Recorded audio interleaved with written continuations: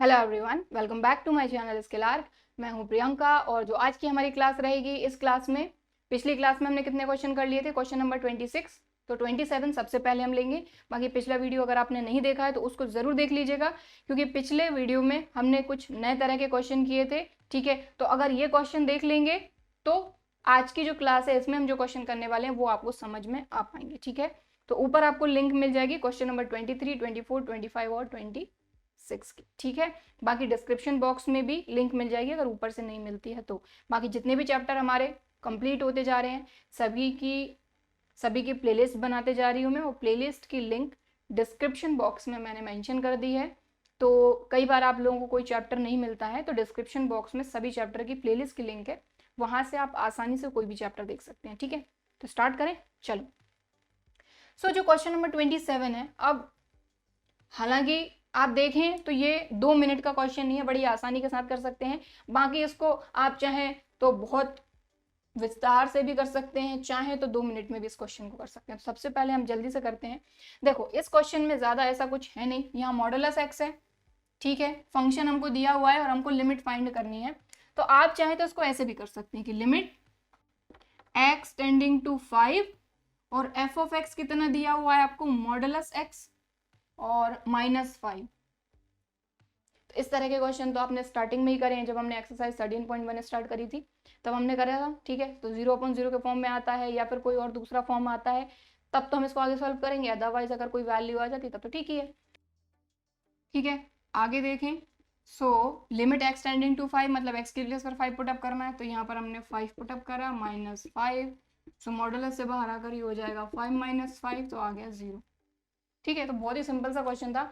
हालांकि इस क्वेश्चन को मॉडुलस फंक्शन की जो डेफिनेशन है, जो कि हमने पिछली क्लास में देखी थी, मैंने आपको बताया था पिछली वीडियो में कि मॉडुलस फंक्शन, क्योंकि मॉडुलस है यहाँ तो उससे भी कर सकते हैं, लेकिन जब इतनी आसानी के साथ ये क्वेश्चन हो रहा है तो फिर फंक्शन को ब्रेक करने की जरूरत क्या है, क्योंकि जब यहाँ पर फंक्शन सीधा सीधा दिया है तो आप इससे कर लीजिए, अदरवाइज अगर आपको ब्रेक करके करना है तो आप कर सकते हैं। बाकी क्वेश्चन कंप्लीट हो चुका है। ठीक है, तो क्वेश्चन नंबर 27 हमारा कंप्लीट हो गया है। इसमें फंक्शन हमको दिया था डायरेक्ट, यहाँ पर बस पुटअप करना था, तो लिमिट एक्सटेंडिंग टू 5, फंक्शन था हमारा मॉडुलस x - 5, एक्सटेंडिंग टू 5 था, यहाँ 5 पुटअप करा तो आ गया 0। ठीक है, तो हो गया खत्म ये। अब हम देखेंगे नेक्स्ट क्वेश्चन, बाकी इसको नोट करना है तो आप नोट कर सकते हैं। ठीक, नेक्स्ट क्वेश्चन, क्वेश्चन नंबर 28। ठीक है, बिल्कुल ध्यान से समझना है। सबसे पहले क्वेश्चन को हम पढ़ेंगे, अच्छे से समझेंगे क्या बोला जा रहा है, फिर हम इसको सॉल्व करेंगे। हमको बोला जा रहा है suppose f of x equal to this, यानी फंक्शन हमको ये दिया हुआ है। ठीक है, लेकिन फंक्शन भी वही ब्रेक है, एक्स इज लेस देन 1, 1 से छोटी वैल्यूज के लिए ये फंक्शन रहेगा, अगर x इक्वल टू 1 रहता तब ये फंक्शन रहेगा, और x इज ग्रेटर देन 1 यानी 1 से बड़ी वैल्यूज जो भी रहेंगी उनके लिए ये है हमारा फंक्शन। ठीक, हमको क्या बोला जा रहा है, and if limit x tending to 1 f of x equal to f of 1, मतलब ये हमको दिया हुआ है, लिमिट हमको दी हुई है equal to f1, what are possible values of a and b, a और b की वैल्यू फाइंड करनी है। तो देखो, जनरली क्या होता है, कई बार क्वेश्चन में उल्टा भी पूछ लेते हैं। कई बार क्या होता है, कुछ चीजें दी जाती हैं और हमसे लिमिट पूछी गई। अब क्वेश्चन में हमको लिमिट दी है, a और b पूछा है, तो a और b आ कहाँ रहा है, a b एक तो x इज लेस देन 1 के लिए आ रहा है। ठीक है, जो कि हमारी लिमिट है x टेंडिंग टू 1, एक x इज ग्रेटर देन 1, ये मतलब लेफ्ट हैंड लिमिट और राइट हैंड लिमिट से हमको कुछ मिलेगा जिससे हम a और b की वैल्यू फाइंड कर सकते हैं। हमको क्वेश्चन में मेन फाइंड करना है a और b की वैल्यू, लेकिन a और b की वैल्यू फाइंड किससे कर पाएंगे, ऑब्वियसली लिमिट से, क्योंकि दी तो हमको यही है। ठीक, तो सबसे पहले f1 क्या होगा, कहने का मतलब ये है कि अगर यहाँ x की प्लेस पर f ऑफ x है, x की प्लेस पर अगर हम 1 पुटअप करते हैं तो x इक्वल टू 1, ये चीज है बस। यहाँ से और यहाँ से x इक्वल टू 1 तो आएगा नहीं, क्योंकि यहाँ क्या x is less than 1, x is greater than 1, x equal to 1 सिर्फ यही है। मतलब x की प्लेस पर अगर हम 1 पुटअप करते हैं तो हमको 4 मिलेगा, और f1 का मतलब है 4। समझ में आई बात, ये क्या है f1।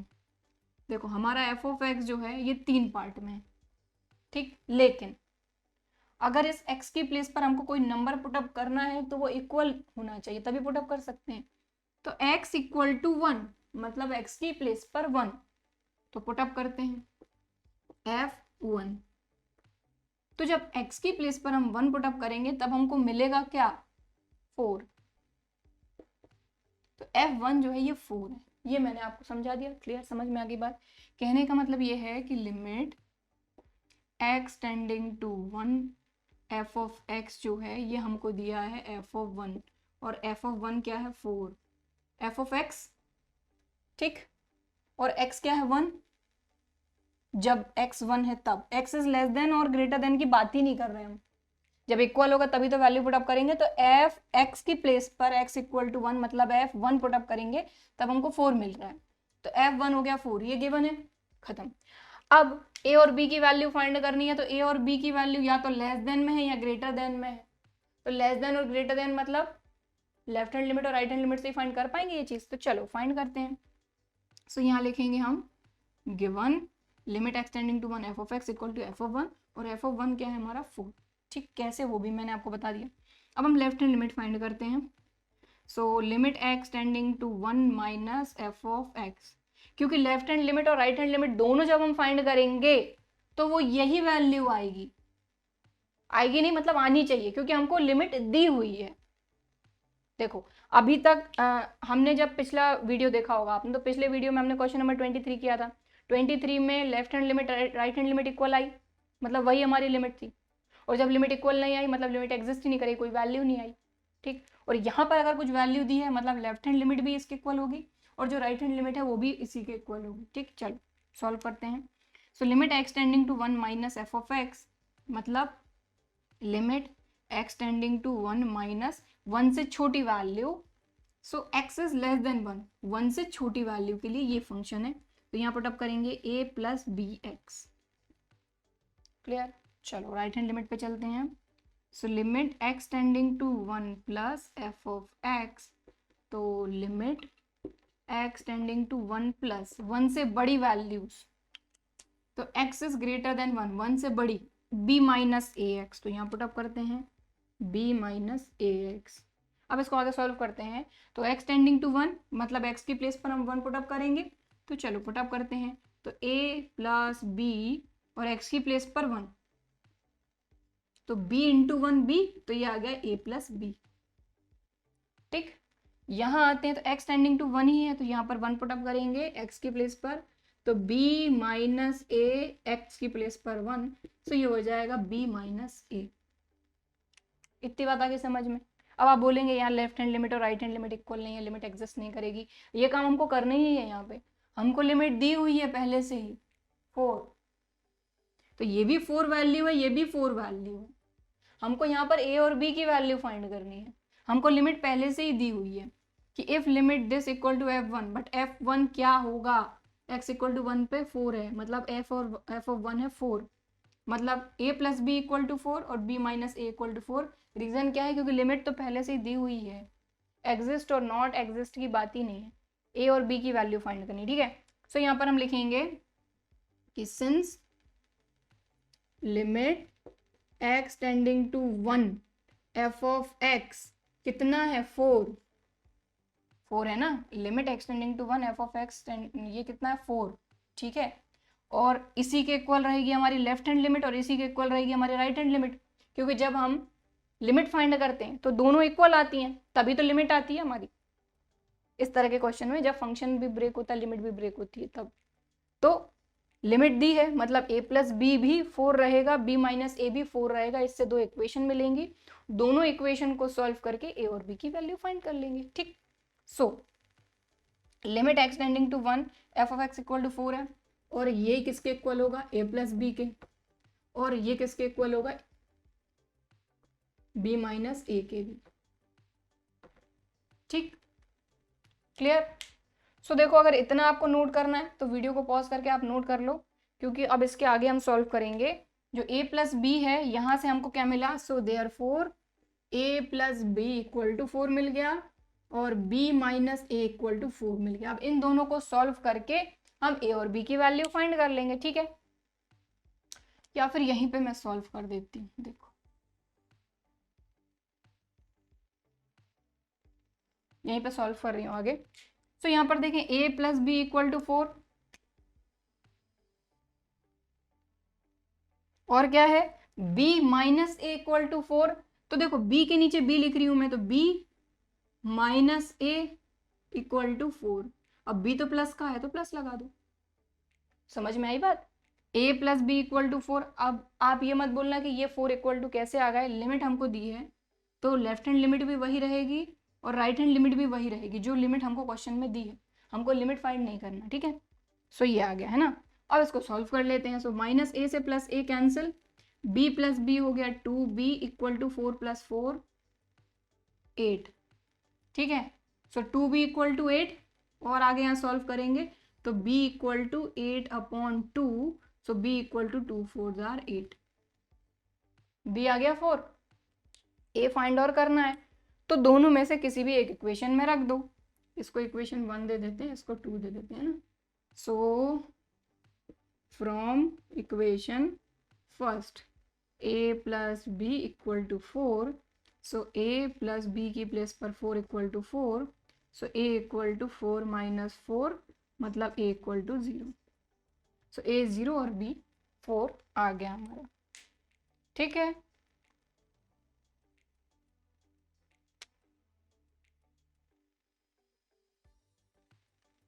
क्लियर है ना? सो नोट करना चाहते हैं तो आप वीडियो को पॉज करके नोट कर सकते हैं, ठीक है। बाकी जिन लोगों को समझ में आ गया है वीडियो को आगे बढ़ा के देख लें, जिनको नहीं आया है वो रुक कर एक बार और समझ सकते हैं। क्वेश्चन हमको ये दिया है, ठीक है, और क्वेश्चन में हमको लिमिट दी है। हमको लिमिट नहीं फाइंड करनी, हमको फाइंड करना है ए और बी की वैल्यू। लिमिट हमको दी है तो जो लिमिट हमको दी है वही हमारी लेफ्ट हैंड लिमिट रहेगी, वही हमारी राइट हैंड लिमिट रहेगी, ठीक है। तो ऑब्वियसली जो दिया रहता है उसी से हम जो चीजें फाइंड करनी होती है वो फाइंड करते हैं। तो ए और बी की वैल्यू फाइंड करनी है, लिमिट हमको दी है तो लिमिट लेफ्ट हैंड लिमिट और राइट हैंड लिमिट से हमको ये मिला। अब लिमिट जो दी है वही हमारी लेफ्ट हैंड लिमिट रहेगी, वही राइट। तो a plus b equal to 4 आ गया यहाँ से, और b minus a equal to भी 4 आ गया, क्योंकि ये लिमिट है और ये लेफ्ट हैंड है, ये राइट हैंड है। तो ये हो गए हमको यहाँ से इक्वेशन मिल गई। दोनों इक्वेशन को सॉल्व करा जिससे b की वैल्यू मिल गई, और b की वैल्यू दोनों में से किसी एक इक्वेशन में फर्स्ट में हमने पुट अप कर दी जिससे a की वैल्यू मिल गई। और इस क्वेश्चन में हमको यही फाइंड करना था, what are possible values of a and b, ठीक है। सो देखें क्वेश्चन नंबर 28 हमारा कंप्लीट हो गया है। अब हम करेंगे question number 29। So next question number 29। सो ये थोड़ा सा अलग क्वेश्चन है अभी तक आपने देखा उससे। सो सबसे पहले समझते हैं क्वेश्चन में क्या बोला जा रहा है। Let a1, a2, a3 and so on an be fixed real numbers. मतलब कि यहाँ पर a1, a2, a3, a4, a5 and so on कहाँ तक an तक के जो भी नंबर्स हैं वो फिक्स्ड रियल नंबर्स हैं, ठीक। एंड डिफाइन अ फंक्शन, और इनके थ्रू एक फंक्शन डिफाइन हो रहा है, कैसे? F of x equal to x minus a1, bracket है, ब्रैकेट के बीच में कोई प्लस या माइनस का साइन नहीं है, मतलब ये मल्टीप्लीकेशन में है, ये ब्रैकेट और ये ब्रैकेट, ठीक है। तो x minus a1, x minus a2, इसी तरीके से x minus a3, x minus a4 and so on x minus an तक। और सभी ब्रैकेट्स हैं, ब्रैकेट्स के बीच में कुछ नहीं, मतलब मल्टीप्लीकेशन है। ये फंक्शन है हमारा। What is limit x tending to a1 f of x? ये जो फंक्शन हमको दिया है इसकी लिमिट हमको फाइंड करना है x टेंडिंग टू a1 पर। तो फाइंड करते हैं सबसे पहले, बाकी हम बाद में देखेंगे। तो चलो, हमको फंक्शन दिया है x minus a1, x minus a2, x minus a3 and so on x minus an। ये हमारा फंक्शन, ठीक है। अब हमको लिमिट फाइंड करनी है। So limit x tending to a1 इस फंक्शन की। तो ये फंक्शन एफ एक्स लिखने की बजाय ये फंक्शन लिख रही हूँ मैं ना, या फिर लिख ही देती हूँ। So limit x tending to a1 f of x का मतलब limit x tending to a1, और ये फंक्शन पूरा हमारा x minus a1, x minus a2, x minus a3 and so on x minus an, ठीक है। अब अब हम आगे क्या करेंगे, यहाँ पर x टेंडिंग टू a1 है, मतलब x की प्लेस पर सभी जगह आएगा a1। चलो पुटअप करते हैं। देखें जरा, x की प्लेस पर a1 माइनस a1, यहाँ पर a1 माइनस a2, यहाँ पर a1 माइनस a3, इसी तरीके से a1 minus a4, a1 minus a5 and so on a1 minus an। ठीक, लिमिट इसी तरीके से फाइंड करते हैं। लिमिट एक्सटेंडिंग टू a1 जो फंक्शन है उसमें x की प्लेस पर हमने ये पुटअप कर दिया, एक्सटेंडिंग टू a1 था तो a1 पुटअप कर दिया। अब आप यहाँ पर देखें ये सब तो ठीक है, a1 माइनस a1 ये क्या हो जाएगा 0, और 0 के मल्टीप्लाई में है ये सारी चीजें, a1 minus a2, a1 minus a3 and so on a1 minus an। तो 0 से मल्टीप्लाई होकर ये सभी भी क्या हो जाएंगे 0।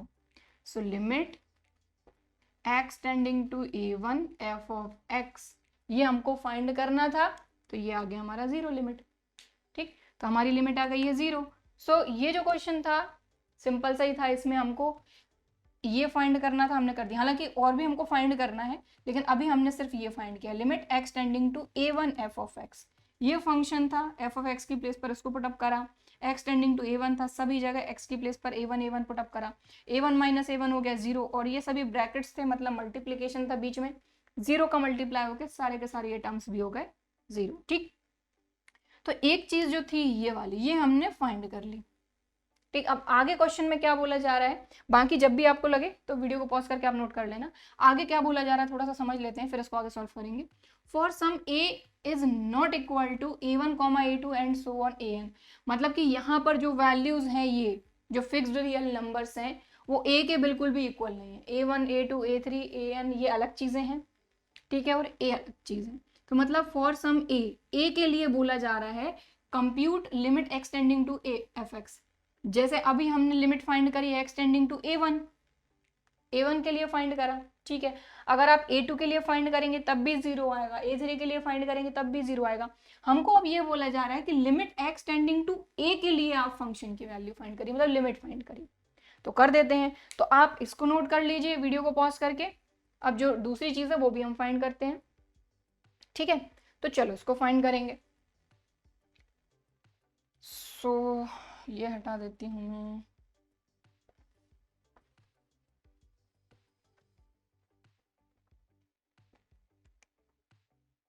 हमको फाइंड करना है लिमिट एक्सटेंडिंग टू a। तो लिमिट यहां से a1 हटा दिया मैंने ना, तो limit x tending to a f of x। अभी हमने फाइंड करा एक्सटेंडिंग टू a1, अब हम फाइंड कर रहे हैं एक्सटेंडिंग टू a, ठीक है। सो चलो, so limit x tending to a f of x equal to limit x tending to a, और ये जो फंक्शन है ये यहाँ हमने पुटअप कर दिया। फंक्शन तो हमारा वही है, उसी पे हमको लिमिट फाइंड करनी है, ठीक है। सो अब क्या है x टेंडिंग टू a, मतलब x की प्लेस पर सभी जगह अब हमको a पुटअप करना है। जैसे हमने x टेंडिंग टू a1 के लिए a1 पुटअप करा था x की प्लेस पर, ठीक है। अब यहाँ पर x की प्लेस पर a पुटअप कर देंगे, तो चलो करते हैं। तो a minus a1, a minus a2, इसी तरीके से a minus a3 and so on a minus a। ये आ गई हमारी limit x tending to a f of x। तो ये दूसरी चीज हमको कंप्यूट करनी थी, तो सिंपल सी था, इसमें ज्यादा कुछ करना नहीं था। हमने हमारा जो फंक्शन था सबसे पहले वो लिखा, हमको फाइंड करना था limit x tending to a f of x x tending to a f of x। तो limit x tending to a function हमारा है ये, तो यहाँ पुटअप करा हमने। फिर हमने x टेंडिंग टू a था, तो सभी जगह x की प्लेस पर हमने a पुटअप कर दिया। अब यहाँ पर कुछ और सॉल्व तो हो नहीं रहा, जैसे x टेंडिंग टू a1 वाले में a1 माइनस a1 0 के पूरा 0 हो गया था, इसमें कुछ भी नहीं हो रहा। सो बस इसको हम इधर तक ही सॉल्व करेंगे, ठीक है। तो ये आ गया हमारा आंसर, ठीक है। सो क्वेश्चन नंबर जो 29 था हमारा, इसमें हमको x टेंडिंग टू a1 पर लिमिट फाइंड करनी थी और x टेंडिंग टू a पर फाइंड करनी थी। सो a1 वाला तो अभी आपने देख ही लिया, और ये है x टेंडिंग टू a, ठीक है। सो नोट करना चाहते हैं तो वीडियो को पॉज करके आप नोट कर सकते हैं। सो ये हमारा question number 30। So question number 30 में बोला क्या जा रहा है थोड़ा सा समझते हैं। सबसे पहले इफ f ऑफ x, यानी फंक्शन हमको ये दिया हुआ है x इज लेस देन 0 पर मॉडुलस x प्लस 1। अब देखो यहाँ पर मॉडुलस आया है, ठीक है। तो मॉडुलस फंक्शन की डेफिनेशन से मैंने आपको पहले भी समझाया था, मॉडुलस का जब क्वेश्चन आया था कि मॉडुलस x की डेफिनेशन से क्या होता है हमारा कि माइनस एक्स रहता है जब एक्स इज लेस देन 0, 0 से छोटी वैल्यू जब एक्स की रहती है तो नेगेटिव एक्स, पॉजिटिव एक्स जब एक्स इज ग्रेटर देन 0, ठीक है। तो इसके हिसाब से मॉडुलस एक्स की प्लेस पर यहाँ पर हम लगा देंगे माइनस, क्यों, x is less then 0, x is less then 0 पर होता है माइनस एक्स तो माइनस एक्स, और एक्स इज ग्रेटर देन 0 पर होता है एक्स, तो मॉडुलस हटा के ये एक्स ही रहेगा, ठीक, ठीक है। तो आपको एक स्टेप और करके ये करना है, ठीक है, क्वेश्चन के बाद ये एक और स्टेप है, इसको करना है by the definition of modulus function, ठीक। सो ये हमने कर लिया। अब आगे हमको क्या बोला जा रहा है, हमको फाइंड क्या करना है, for what values of a does limit x tending to a f of x exist. यहां पर हमको ये बोला जा रहा है कि एक्सटेंडिंग टू ए पर हमको लिमिट फाइंड करनी है, लेकिन ए की कौन सी वैल्यू पर लिमिट एग्जिस्ट करेगी और कौन सी वैल्यू पर लिमिट एग्जिस्ट नहीं करेगी। हालांकि क्वेश्चन में ये नहीं बोला गया कि कौन सी वैल्यू पर नहीं करेगी, हमको सिर्फ ये बोला गया है कि ए की किस वैल्यू के लिए लिमिट एग्जिस्ट करेगी लिमिट एग्जिस्ट करेगी। अब लिमिट एग्जिस्ट करती है नहीं करती है ये किस पे डिपेंड करता है, हम देखते हैं लेफ्ट हैंड लिमिट और राइट हैंड लिमिट अगर इक्वल आती है पर्टिकुलर किसी वैल्यू पे तो उस वैल्यू पे लिमिट एग्जिस्ट कर रही है। यहाँ पर बोला एक्सटेंडिंग टू ए। अब ए की कौन सी वैल्यू, अब ए की जो भी वैल्यू रहेगी या तो वो 0 से बड़ी रहेगी या 0 से छोटी रहेगी या 0 के इक्वल रहेंगी, क्योंकि अगर हमारे नंबर्स की हम बात करें ए की अगर कोई भी वैल्यू है तो बीच में होता है 0, इस तरफ जो भी वैल्यू है, मान लो ये वैल्यू है आपकी x, तो x इज ग्रेटर देन 0, यहाँ की जो वैल्यू है वो 0 से बड़ी है, यहाँ की जो वैल्यू है वो 0 से छोटी है, ठीक है। तो जो भी a की वैल्यू रहेगी लिमिट में, यही मेन चीज है कि अगर a की जो भी वैल्यू रहेगी वो या तो 0 से बड़ी या 0 से छोटी रहेगी, ठीक, इतनी बात आ गई समझ में। तो हम यहाँ पर यही लेकर चलें, या फिर 0 के इक्वल रहेगी या फिर 0 के इक्वल रहेगी, ठीक है। तो यही 3 कंडीशन बन सकती है, इसके अलावा और क्या कंडीशन बनेगी, ठीक है। तो चलो हम ये तीनों कंडीशन पर देखेंगे कि लिमिट एग्जिस्ट कर रही है या नहीं, ठीक है। ए की जो ए की वैल्यू है वो जब 0 से बड़ी रहेगी तब लिमिट एग्जिस्ट कर रही है या नहीं, जब 0 रहेगी तब एग्जिस्ट कर रही है या नहीं, और जब 0 से छोटी रहेगी तब एग्जिस्ट कर रही है या नहीं, ये 3 ही कंडीशन बनेगी, ठीक है। सो यहाँ पर हम लिखते हैं फर्स्ट कंडीशन की बात करते हैं, व्हेन एक्स इक्वल, एक्स नहीं, ए के लिए फाइंड करना है ना, ए इक्वल टू 0, ठीक है। जैसा मैंने आपको बताया कि या तो ए 0 रहेगा ए की वैल्यू, या 0 से बड़ी रहेगी या 0 से छोटी रहेगी, ठीक। और कंडीशन हमारी यहाँ पर एक्स के फॉर्म में, तो कंफ्यूज नहीं होना है। बाकी ये मैं हटा देती हूँ,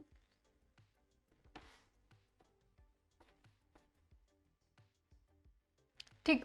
सो जब ए की वैल्यू 0 रहेगी तब लिमिट एग्जिस्ट कर रही है या नहीं। सो यहाँ पर देखें हम लिमिट फाइंड करते हैं, limit x tending to 0 minus और limit x tending to 0 plus. A की वैल्यू 0 है ना, तो ए की प्लेस पर हमने लिया है यहाँ 0 माइनस और 0 प्लस, ठीक है। यहाँ हम ए क्यों नहीं ले रहे हैं, क्योंकि ए इक्वल टू हमने क्या लिया है 0, ठीक। और यहाँ पर हमारा फंक्शन आएगा, यहाँ पर भी फंक्शन आएगा। अब 0 माइनस यानी 0 से कम जो भी वैल्यू रहेगी x की, सो x इज लेस देन 0, क्योंकि 0 पे माइनस लगा यानी 0 से कम। सो x इज लेस देन 0 के लिए ये फंक्शन है हमारा।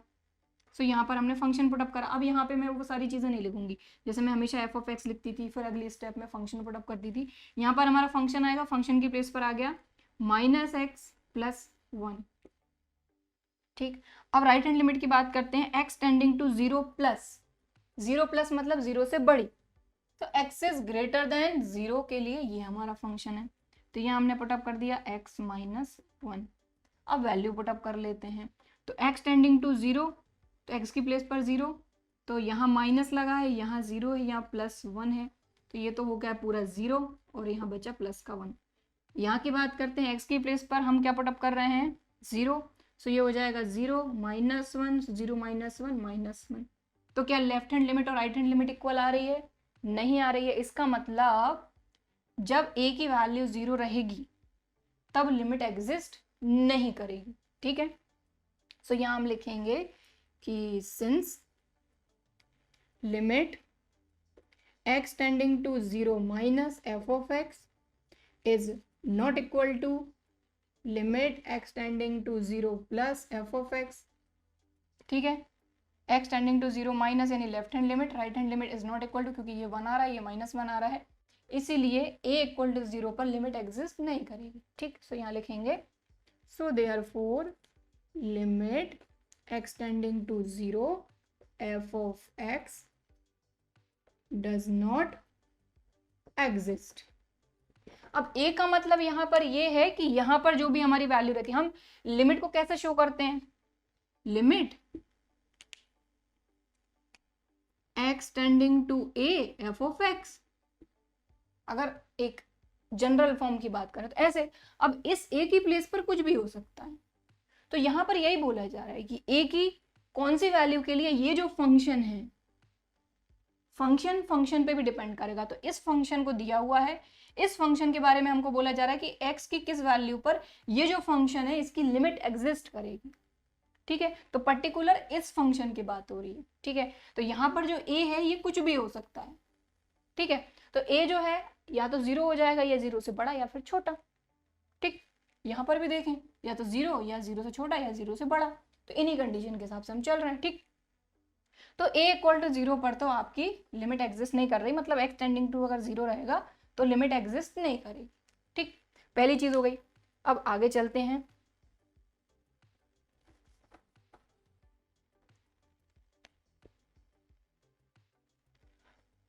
अब कंडीशन सेकंड नंबर की कंडीशन की बात करते हैं। जब a is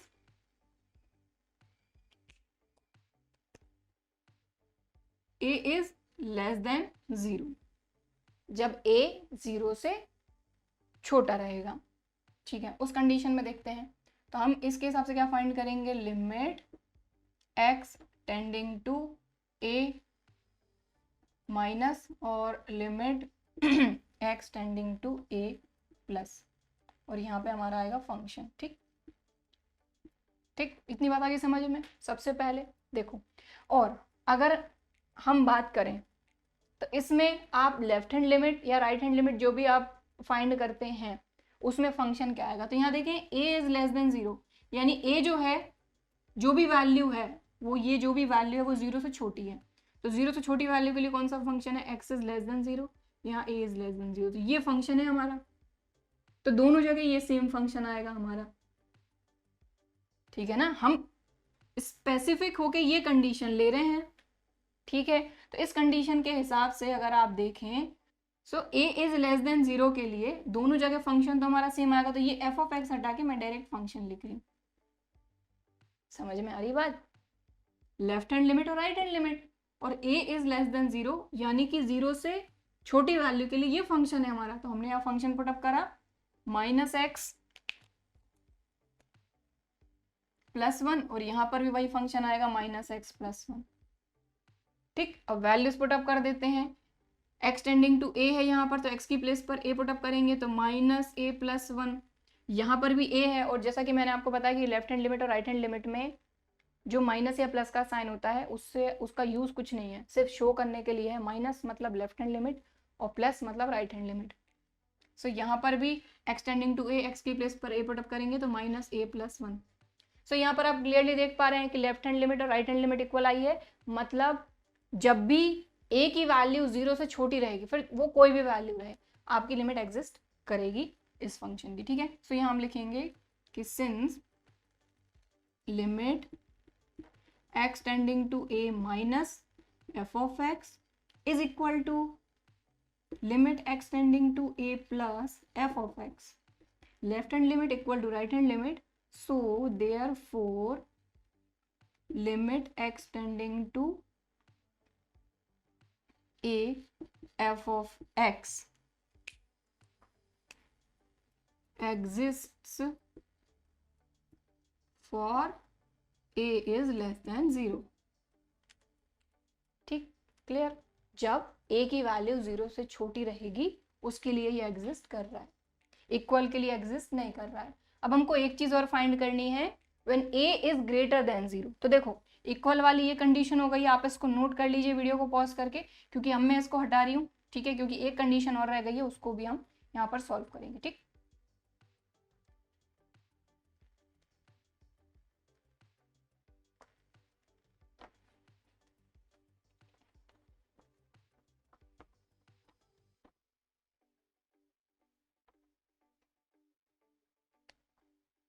so third condition हमारी क्या है कि a इज ग्रेटर देन 0, जब a 0 से बड़ा रहेगा। ठीक है, तो इसमें भी हम x tending to a minus x tending to a plus find करेंगे, यहाँ फंक्शन और a इज ग्रेटर देन 0, यानी कि कोई भी वैल्यू रहे अगर वो 0 से बड़ी है तो उसके लिए कौन सा फंक्शन रहेगा, ये। सो यहाँ हम फंक्शन पुटअप करते हैं x माइनस 1 और यहाँ पर भी वही आएगा x माइनस 1, क्योंकि हमारी कंडीशन क्या है, a इज ग्रेटर देन 0, 0 से बड़ी वैल्यू जो भी रहेगी, तो x is greater than 0, x minus 1। अब यहाँ पर x टेंडिंग टू a है तो पुटअप करते हैं यहाँ पर। अब ये जो a वैल्यू है ना, ये कुछ भी हो सकती है 0 से बड़ी, यहाँ पर भी जो a वैल्यू है ना, ये 0 से छोटी कोई भी वैल्यू हो सकती है। बस हमको ये देखना है कि अगर left hand limit right hand limit equal आई है, मतलब लिमिट एग्जिस्ट कर रही है। ठीक है, सो यहाँ पर भी देखें x टेंडिंग टू a, यहाँ पर a पुटअप करेंगे तो ये आ गया a माइनस 1, यहाँ पर भी a पुटअप करेंगे तो ये आ गया a माइनस 1। यहाँ पर भी आप देखें left hand limit right hand limit equal आ गई है, मतलब a की वो सारी वैल्यू जो 0 से बड़ी हैं उनके लिए भी ये जो फंक्शन है इसकी जो लिमिट है ये एग्जिस्ट करेगी। ठीक है, सो यहाँ हम लिखेंगे यही सेम चीज़। मैं शॉर्टकट में लिख रही हूँ, आपको पूरा का पूरा ऐसे ही लिखना है ना, सिर्फ यहाँ पे a इज ग्रेटर देन 0 आ जाएगा। So since left hand limit equal to right hand limit, so therefore limit x tending to a f of x exist for a is greater than 0। ठीक है, तो ओवरऑल अगर देखा जाए तो a की वो सारी वैल्यू जो 0 से बड़ी हैं या फिर छोटी हैं, इन सभी के लिए ये फंक्शन की लिमिट एग्जिस्ट कर रही है, सिर्फ और सिर्फ जब a 0 रहेगा तब एग्जिस्ट नहीं कर रही है। सो यहाँ पर हम फाइनल आंसर दे देते हैं हमारा, क्योंकि a इज ग्रेटर देन 0 के लिए भी लिमिट एग्जिस्ट कर रही है और a इज लेस देन 0 के लिए भी लिमिट एग्जिस्ट कर रही है, सिर्फ हमने जब a इक्वल टू 0 लिया तब लिमिट एग्जिस्ट नहीं करी। सो यहाँ पर हम लिखेंगे limit exists for all values of a but a is not equal to 0, यानी कि जो लिमिट है वो a की सभी वैल्यू के लिए एग्जिस्ट कर रही है, सिर्फ और सिर्फ a 0 नहीं होना चाहिए, a is not equal to 0। ठीक है, समझ में आ गई बात क्लियरली। ठीक, सो ये जो क्वेश्चन था क्वेश्चन नंबर 30, पहली चीज तो यहाँ पर मॉडुलस दिया था, तो मॉडुलस फंक्शन की डेफिनेशन से सबसे पहले तो उसको थोड़ा सा हमने मॉडिफाई कर दिया। ठीक है, फिर हमने ये देखा कि हमको यहाँ पर लिमिट नहीं पूछी जा रही है, हमसे ये बोला जा रहा है कि a की किस वैल्यू पर ये जो फंक्शन है इसकी लिमिट एग्जिस्ट करेगी। तो अब a की कौन सी वैल्यू हम ऐसे कैसे बता दें, तो हमने ये देखा कि जो फंक्शन है हमारा जो डिफाइन है यहाँ पर, वो या तो x की 0 से छोटी वैल्यू, इक्वल वैल्यू या बड़ी वैल्यू के लिए डिफाइन है। ठीक है, तो हमने भी उसी के हिसाब से इस क्वेश्चन को करा कि a की कौन सी वैल्यू जो या तो 0 से बड़ी रहे या छोटी रहे या इक्वल रहे। ठीक है, तो जब 0 के इक्वल लिया तब तो लिमिट एग्जिस्ट नहीं करी, फिर जब 0 से छोटी वैल्यू ली तब एग्जिस्ट कर गई, जब 0 से बड़ी वैल्यू ली तब भी एग्जिस्ट कर गई। कहने का मतलब ये है कि 0 के इस तरफ चले जाओ या फिर इस तरफ चले जाओ, सभी वैल्यू पर ये फंक्शन की जो लिमिट एग्जिस्ट करेगी, सिर्फ और सिर्फ a is not equal to 0, सिर्फ a 0 नहीं होना चाहिए। ठीक है, सो नोट करना चाहते हैं तो वीडियो को पॉज करके आप नोट कर सकते हैं। सो आई होप कि आज की क्लास में जो क्वेश्चन हमने किए वो आपको अच्छी तरीके से समझ में आए होंगे, वीडियो भी पसंद आया होगा। बाकी के जो क्वेश्चन हमारे बचे हुए हैं वो हम देखेंगे अगले वीडियो में। सो अगर वीडियो पसंद आया है तो वीडियो को एक लाइक ज़रूर करिए। इसके अलावा अगर अभी तक चैनल को सब्सक्राइब नहीं किया है तो इसी तरह के और वीडियोज़ के लिए चैनल को सब्सक्राइब ज़रूर करिए। चलिए फिर मिलते हैं अगले वीडियो में, तब तक के लिए बाय एंड थैंक यू।